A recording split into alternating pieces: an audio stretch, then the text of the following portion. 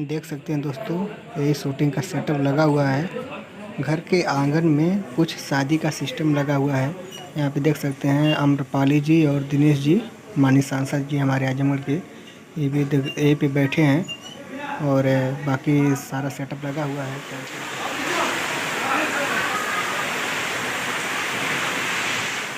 दोस्तों बारिश आ जाने के बाद सारा कुछ डिस्टर्ब हो गया था, बाकी फिर से सब कुछ सेटअप लगाया जा रहा है। कैमरामैन भी तैयार हो रहे हैं।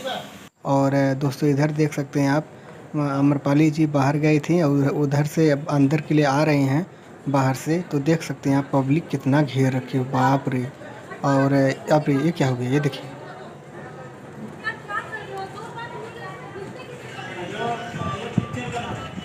पब्लिक घेर ली थी ना, इसलिए अमरपाल जी थोड़ा गुस्सा हो गए, लोगों को बोलती, बाकी कोई बात नहीं, ऐसा होता है।